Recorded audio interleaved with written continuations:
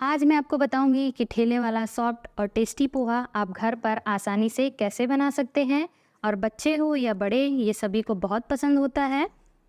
Hello दोस्तों, मैं नेहा और आपका स्वागत है मेरे यूट्यूब चैनल नेहा साझा चूल्हा में। तो चलिए पोहा बनाना शुरू करते हैं। पोहा बनाने के लिए मैंने यहाँ पे 3 कप मीडियम साइज़ का मोटा पोहा लिया है। मार्केट में एक पतला पोहा भी आता है जिससे हम चूड़ा बनाते हैं और एक बहुत मोटा पोहा भी आता है जिसे हम फ्राई करने में यूज़ करते हैं। तो आप मीडियम साइज़ का मोटा पोहा ही ले। पोहे को मैंने एक छन्नी में लिया है। अब इसे हम धो लेंगे। पोहे को जब भी आप धोए उसे तुरंत नल के नीचे या पानी में डालकर तुरंत उसे निकाल ले। पोहे को ज़्यादा देर पानी में नहीं रखना है, ज़्यादा देर पानी में रखने से पोहा जो है वो गीला हो जाएगा।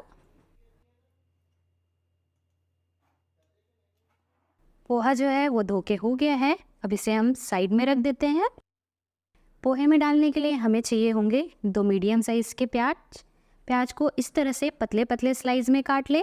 पोहे में प्याज थोड़ा ज़्यादा ही डालें। प्याज ज़्यादा डालने से पोहे में बहुत अच्छा टेस्ट आता है। और थोड़ा सा फल्ली दाना, आधा चम्मच शक्कर, धनिया पत्ती, थोड़ा सा हल्दी पाउडर, आधा चम्मच सौंफ, कड़ी पत्ता, आधा चम्मच सरसों और 5 से 6 हरी मिर्च। अब एक कढ़ाई में 4 से 5 चम्मच तेल गरम कर लें। तेल जैसे ही गरम हो जाए इसमें हम पहले फल्ली दाना फ्राई कर लेंगे। फल्ली दाने को आप पहले से ही फ्राई करके अलग से रख दें। इसे आप प्याज के साथ फ्राई ना करें। प्याज के साथ फ्राई करने से फल्ली दाना जो है वो नरम हो जाता है। यहाँ पे फल्ली दाना फ्राई हो गया है। अब इसे हम एक प्लेट में निकाल लेते हैं। अब इसी में हम हरी मिर्च को भी फ्राई कर लेंगे। मिर्च को फ्राई करते समय उसमें हल्का सा कट लगा दें जिससे मिर्च जो है तेल में डालने पर फूटेगी नहीं। यहाँ पे मैं पोहे में हरी मिर्च नहीं डाल रही हूँ, इसे मैं अलग से ही फ्राई कर रही हूँ। इस तरह से पोहे के साथ हरी मिर्च खाने से बहुत अच्छी लगती है। आप चाहे तो पोहे में 2 से 3 हरी मिर्च काट कर डाल सकते हैं। यहाँ पर मिर्च भी फ्राई हो गई है। अब इसे भी हम एक प्लेट में निकाल लेंगे।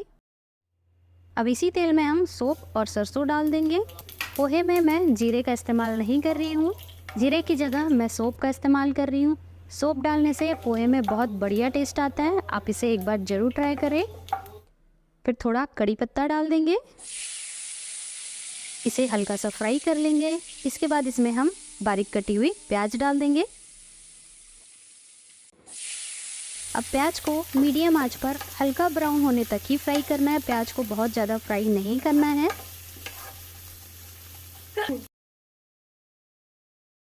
जब तक प्याज फ्राई हो रही है तब तक हम चलते हैं पोहे की तरफ। यहाँ पे हमारा पोहा जो है वो अच्छे से भीग गया है। अब इसमें हम शक्कर डाल देंगे। शक्कर डालने से पोहे में हल्की सी स्वीटनेस आती है। अब इसे पोहे के साथ अच्छे से मिला देंगे। ठेले वाले जो पोहा बनाते हैं उसमें हल्की सी स्वीटनेस रहती है तो उन लोग शक्कर का इस्तेमाल करते हैं, तो आप थोड़ी सी पोहे में शक्कर ज़रूर डालें। यहाँ पर हमारी प्याज भी फ्राई हो गई है। यहाँ पे आप देख सकते हैं प्याज को बस इतना ही फ्राई करना है। इसके बाद इसमें थोड़ा सा हल्दी पाउडर डाल देंगे और इसे हल्का सा मिला लेंगे।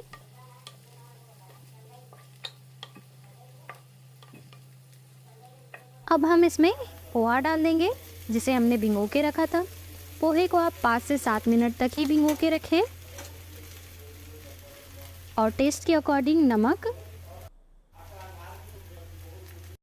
फ्राई किया हुआ फल्ली दाना, धनिया पत्ती और आधा चम्मच नींबू का रस। पोहे में आप नींबू का रस ज़रूर डालें, इससे जो पोहे का टेस्ट है वो बहुत अच्छा आता है। और इसे हाई फ्लेम पर अब अच्छे से मिलाते हुए फ्राई कर लेंगे। यहाँ पर मैंने पोहे में कटी हुई हरी मिर्च का इस्तेमाल नहीं किया है। आप चाहे तो पोहे में कटी हुई हरी मिर्च भी डाल सकते हैं।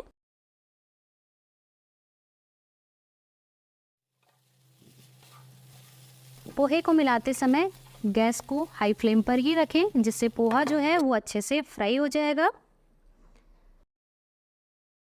यहाँ पे आप देख सकते हैं पोहा अच्छे से फ्राई हो गया है और ये कितना खिला खिला बना है। अब इसे हम सर्व कर लेंगे। पोहे को सर्व करते समय आप इसमें बारीक कटा हुआ प्याज, टमाटर और थोड़ा सा सेव डालकर सर्व करें। तो लीजिए, ये हमारा पोहा बनके तैयार है। आप इस रेसिपी को एक बार ज़रूर ट्राई करें। अगर आपको रेसिपी अच्छी लगी तो वीडियो को लाइक और चैनल को सब्सक्राइब करें। अगर आपका कोई सुझाव हो तो आप कमेंट भी कर सकते हैं। धन्यवाद।